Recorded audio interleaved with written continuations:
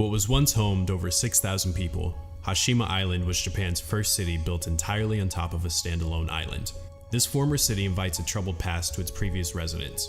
With over 15 apartment buildings surrounded by hundreds of smaller shops, they lay untouched and reclaimed by nature. Concrete walls from these buildings surround the island's perimeters, making it just visible from nearby towns. Its population left with only a 5-day time span. Most of their personal belongings were left behind due to this short notice by government officials. Nature has had the most drastic effect on Hashima Island since its previous predecessors. Commonly called Gukujima, this name translates to Battleship Island because of its unique shape.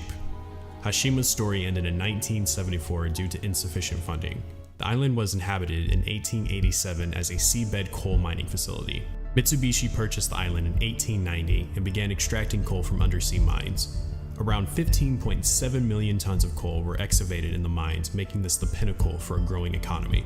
Over the next 55 years, more buildings were constructed, including apartment blocks, schools, kindergartens, hospitals, a town hall, and a community center. For entertainment, a clubhouse, a cinema, a communal bath, swimming pool, rooftop gardens, and shops were built for the miners and their families. The end of the Second World War caused Chinese prisoners to be forced to work under very harsh conditions and brutal treatment from the Mitsubishi facility as forced laborers. During this period, it is estimated about 1,300 of those laborers died on the island due to various dangers, including underground accidents, exhaustion, and malnutrition. Petroleum replaced coal in the 1960s. Coal mines began shutting down across the country, and Hashima's mines were no exception. This caused a major rise in the homeless populations for thousands of former families that once considered Hashima Island their home. Hashima Island was so well kept that it is considered one of the most well-preserved abandoned locations in the world. With the exception of vandalism on its early years of abandonment, government officials now regulate entry into the island, only allowing tourists seasonally with heavy supervision. Some buildings are under a strict non-prohibited entry. Buildings have the potential to collapse at any moment in time, making it extremely dangerous. Other parts of the island have buildings that remain nearly untouched. For example, this hospital has everything still remaining inside of it. Within this building, you can find several tools used on patients, as well as needles and medicine that have been left out for use. This really shows Hashima's age, as well as its past that hasn't been updated since 1974. There are some of Hashima's former residents who never had the chance to say goodbye.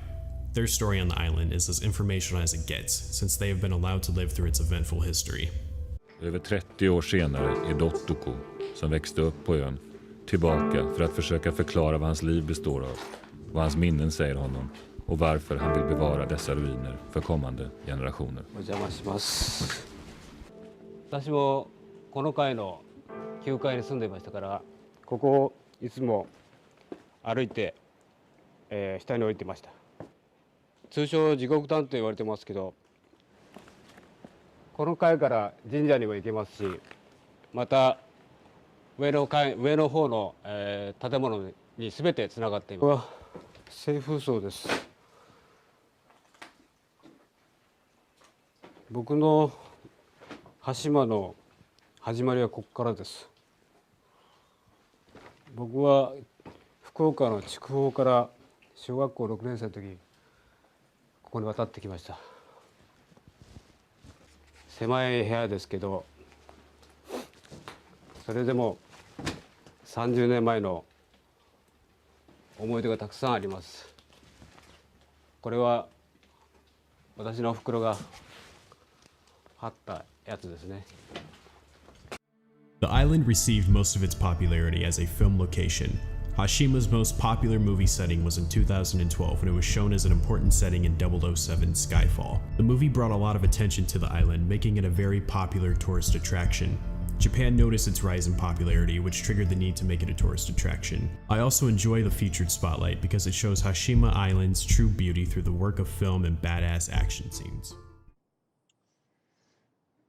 It's always a good scotch.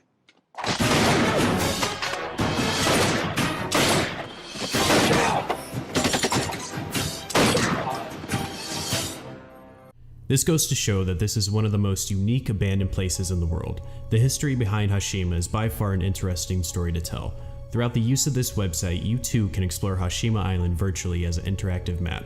It will also be the first link in the description box. As always, thank you guys for watching, and if you enjoyed this video, be sure to hit subscribe.